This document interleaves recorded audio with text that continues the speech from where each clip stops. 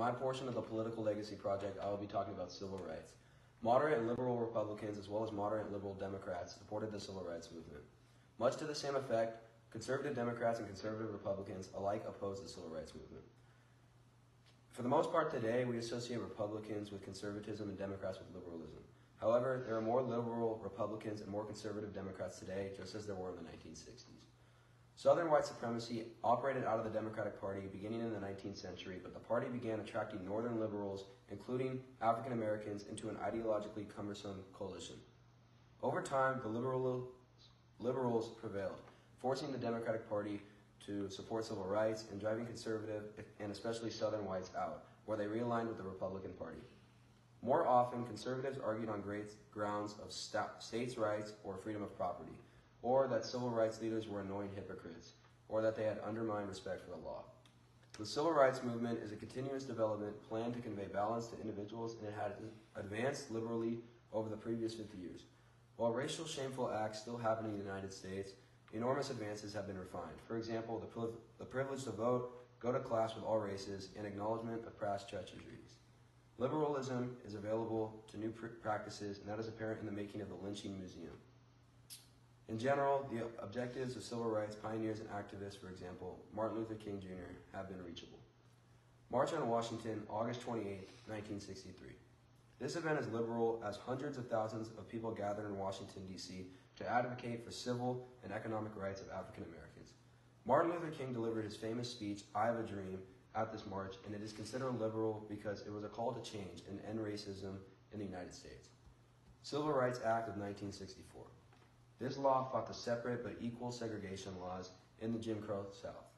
When it was passed, all the separate bathrooms, restaurants, buses, schools, and more public places we all banned to segregate by color. This allowed also people to marry whoever they wanted race-wise. This is liberal because it allowed for openness and freedom of the blacks. The Voting Rights Act, August 6, 1965. This law aimed to override the literacy test and allow African Americans to exercise their right to vote. This is deemed liberal because it was breaking traditions, and for the first time ever, African Americans would be able to vote. Charlottesville Rally 2017. A white supremacy rally was held in Charlottesville, South Carolina last year. Many white supremacists joined together, raising Confederate flags, wreaking havoc in the streets. This is considered conservatism because it resists the changes that have occurred in America. The Alabama Lynching Museum 2018. A brand new museum opening this year in Alabama serves as a liberal progression of the civil rights movement. It is considered liberal because it acknowledges the injustices that have occurred in American history. Hello, I'm Sierra Donegan, and today I will be presenting my Political Legacy Project. I'll be focusing on the aspects of women's rights and the events that occurred throughout the decades from 1960s to now. The primary question I'll be focusing on is, how has women's rights shifted between liberalism and conservatism over the last 50 years? Liberals believe in government action to achieve equal opportunity and equality for all, while conservatives believe in personal responsibility, limited or small government, and traditional American values. I will now discuss both liberal and conservative events from 1960s till now. Starting in the 1960s, there was a more liberal view. For example, in 1963, the Equal Pay Act was passed by Congress, promising equal wages regardless of race, color, national origin, or sex of the worker. This liberal or radical idea allowed equal wages for both men and women. In 1964, Title VII of the Civil Rights Act passes, which prohibits sex discrimination in employment. The Equal Employment Opportunity Commission is then created. This whole idea of equality for both men and women explained the liberal ideology based on equality for all. Moving into the 1970s, Congress passed more women's rights bills than all previous legislative sessions combined. In 1972, Supreme Court case Eisenstadt v. Baird gave unmarried women legal access to birth control. In 1973, Roe v. Wade made abortion legal across the country. These cases allowed women the right to choose what they did with their bodies, which would be considered a more radical idea compared to the conservative traditional ideas.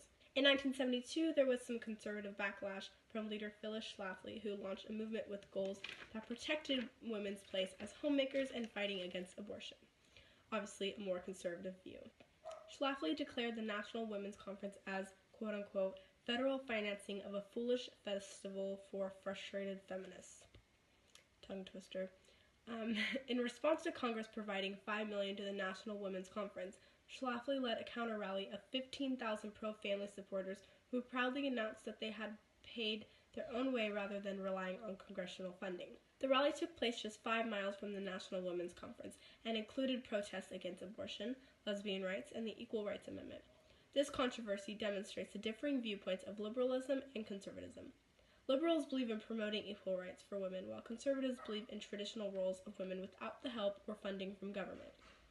As years progressed in the 80s, liberal ideas became more popular throughout the nation, with little conservative backlash. In 1984, the state of Mississippi ratifies the 19th Amendment, granting women the right to vote. In 1986, Meritor Savings Bank v. Vinson case finds that sexual harassment is a form of illegal job discrimination. As you can tell, there were more opportunities for women to stand on their own without the help of men, which would be considered a very liberal way of life. Moving into the 90s and 2000s, people began to open their eyes and question the world around them. In 1994, the Violence Against Women Act penalizes sex offenders and recognizes victims of rape and domestic violence. In 1996, male-only schools were forced to admit women.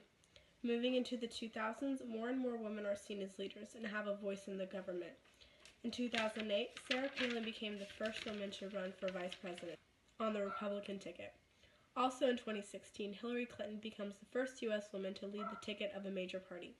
These events show how tradition is being forgotten, and women are gaining positions of power versus the traditional housewife. Women in office would be considered such radical thinkers to conservatives, which shows how our nation has become more liberal and veered away from conservative ideology.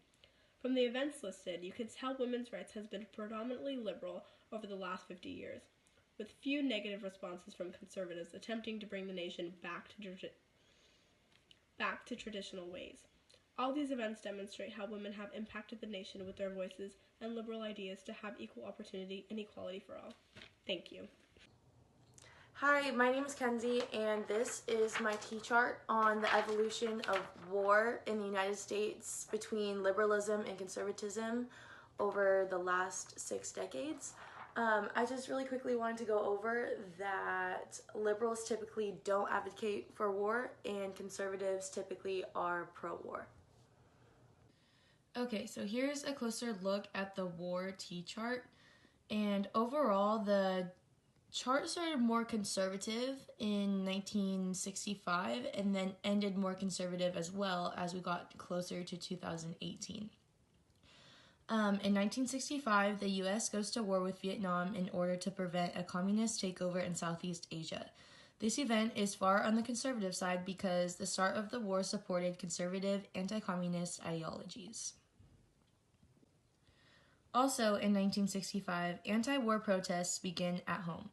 This event is very liberal because it goes against traditional values. The protests were also in the midst of the hippie era where people went against social norms in ways such as having long hair and wearing tie-dye. In 1975, the war ends in Vietnam, which supports liberalist ideas of anti-war.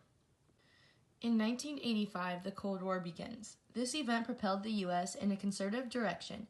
Even though the Cold War never resulted in physical combat, this conflict with Russia exemplified the strong conservative idea of anti-communism in America. In 1991, the Cold War ends and the U.S. starts on a more liberal course for the first time since the end of the Vietnam War. In 2001 to 2003, liberalism in terms of war practically diminishes in the United States when Americans invade Afghanistan first and then Iraq. These events begin the war on terrorism and thrust the nation into a conservative direction. And most recently, in 2014, the U.S. intervenes in the conflict in Syria, which made America even more conservative and continues to maintain far-right ideologies regarding war as fighting continues in the Middle East today. From the 1960s to now, foreign policies have changed many times. The foreign policy started out with wars, which is a very conservative idea. In the 1960s and 70s, the United States focused on containment, which is going to the war to stop the spread of communism. This is shown in the United States' decision to enter the Vietnam War in 1964 on August 4th, and were involved until 1963. Vietnam was a very unpopular war, and many Americans questioned the war and started protesting. This leads to the turn of more liberal America. To stay out of the war, they signed the SALT I Treaty on May 26, 1972, and the SALT II Treaty on June 17, 1979. The treaties mostly focused on keeping direct peace with Russia and China and reducing the amount of nuclear weapons each side can have. On September 7th, 1977, during the Jimmy Carter's presidency, he introduced many liberal tasks to his agenda, including the Panama Canal Treaty, which would give more control of the Panama Canal to the Panamanians. This is liberal because it is a more progressive idea that involved giving economic power away from the U.S. In 1989, in November, the Berlin Wall collapsed, which has led to a very conservative agenda in Eastern Europe and Soviet Union, where Bush pushed for a democratic reform of all the communist governments. After the Soviet Union fell in 1991, containment and the war on communists ended, and on September 11, 2001, the World Trade Center in New York were attacked, and the next day, the war on terror began. This was a very conservative foreign policy where the U.S. invaded 76 countries all over the Middle East, to the biggest being Afghanistan, Iraq, Iran, Syria, and Pakistan. On January 27, 2017, Trump issued an executive order banning all Muslim refugees from 6 countries, including Chad, Libya, Syria, Somalia, Yemen, and Iran. It was challenged in court, and instead of fighting an order in court, March 6, Trump made a second executive order banning Muslims. This order also failed, so Trump issued a third Muslim ban on September 24, 2017, which is currently being reviewed in the court system now. This is a very conservative event because it's putting a traditional value of security over the progressive ideas of civil rights and immigration.